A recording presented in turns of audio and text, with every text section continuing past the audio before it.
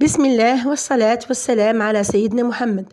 اليوم جبت لكم تشكيلة مملحات بنفس العجينة، وعجينة هذه عجينة قطنية تقدري تستعمليها في جميع المخبوزات، وإن شاء الله تعتمديها وراح تفيدك بزاف. تبعي الآخر. عندنا 3 كيسان ماء دافي، يعني يعود دافي مليح. كيسان هذو انا استعملت كيسان كأس 280 لتر مليلتر. اذا تحبي تنقصي استعملي اقل. عندنا ملعقة ونصف خميرة خبز، ملعقة ونصف سكر، ملعقتين حليب مجفف، بيضة، وربع كاس زيت.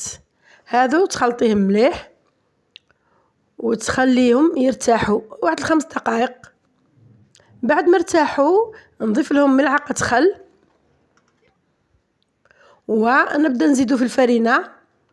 نديرو الكيلة الأولى الفرينة، نضيفو الملح حسب الرغبة، و ساشي خميرة كيميائية، ونكملو ننشفو بالفرينة حتى نتحصلو على عجينة تكون تتلاصق، عجينة تكون لينة. كي نلموها نديرو شوية زيت في الإناء، ونرجعوها للإناء نتاعها، ونغطوها ونخلوها تخمر في غرضها نص ساعة الفوق. كل ما تخمر كل ما تكون الفطائر هشة. نروحو لاصوص. عندنا لاصوص، هذه لاصوص هايلة بنينة بزاف. عندنا شوية ثوم، شوية بصل، وطماطم مقطعة حب. تقليهم مليح، طيبيهم مليح في شوية زيت.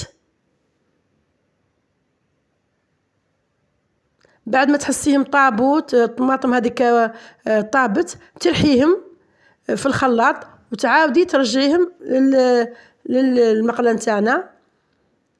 تضيفي طماطم مصبرة ملعقة ونصف، وانا درت شوية رند لخطر نشتيه رند مليح، والبهارات ملح فلفل اسود، شوية كمون ولا شوية راس حانوت، هذا يرجع لكم. وضفت الماء لخطر تجي ثقيلة، ضفت شوية ماء باش تكون خفيفة شوية، وشوية معدنوس ولا دبشة. ها هي، شوفوا العجينة كيفاه تطلع في الحجم تاعها. ديري شوية زيت في يديك وتهبطيها وتبدي تشكلي في المعجنات نتاعك. نديرو المعجنة الأولى، التشكيل على حسب الرغبة. معجنات كاين بزاف أنواع بزاف أشكال.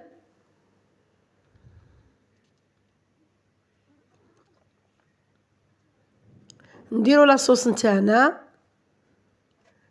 الحشو واش عندك؟ انا عندي شويه فيونداشي طيبته مع شويه ملح شويه زيت وحده هاك. عندي بصل اخضر مقطع ثاني ضفته. واش عندك في الفريجيدير ديري دجاج اللي كاين، ما كان شويه شكشوكه شويه صوص وحدها تكفي. العجينه هذه تجي هشيشه وتقدري تاكليها حتى وحدها بلا حشو. هذه المعجنه الاولى.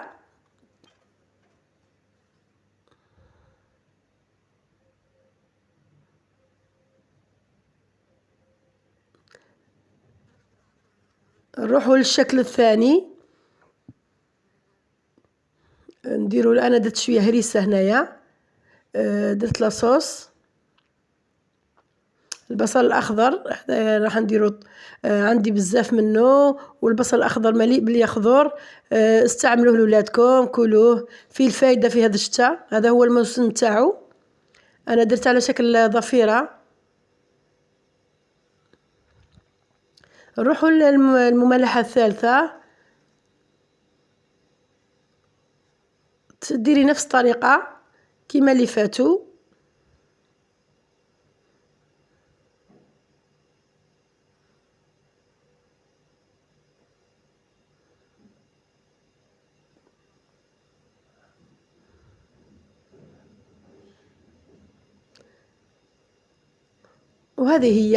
هذه الرابعة. هذا سوفلي عادي. أنا عندي هنا شوية طون، أضفت الطون.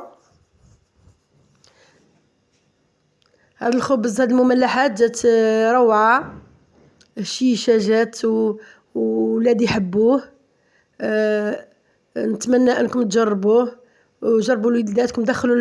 دخلوا فيه المواد اللي كما مثلا ما ياكلوش الكورجات، ما ياكلوش البصل، دخلوا فيه هاد الحوايج فيها الفايدة، ياكلوها بلا ما يفيقوا. ها هي المعجنات نتاعنا. وهنا راني درت هذا خبز، هذا ماشي بيتزا، هذا خبز درتو خشين. خبز ديري فيه ثقوب بصباعك وتحشيه بالحشو. درت انا لاصوص، درت البصل الاخضر.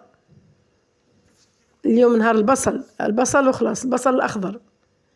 الجبن، درت جبن، زيتون اخضر مقطع، زيتون اسود اللي كاين. ونطيبوهم، نخليهم يخمروا مليح، ندهنوهم. هو السر لازم تخليهم يخمروا مليح، وطيبيهم على 180 درجة من تحت وتحمري من فوق. شوفوا النتيجة، جاو روعة. البنة والهشاشة ديريها في فمك تذوب، جات روعة روعة. طيبي معاهم شوية شوربة، شوية انسوب. روعة روعة. هذا الخبز ثاني جا هايل، جا شيش، جا غني بهذيك لاصوص. جا روعة. انا عجبني هذا الخبز روعة، راح نعتمدو نعود نديرو. هذه هي التشكيلة نتاعنا. بصحتكم، جربوها، جربوا لوليداتكم وشهيتكم في الجنة إن شاء الله. وإلى فيديو قادم، والسلام عليكم ورحمة الله تعالى وبركاته.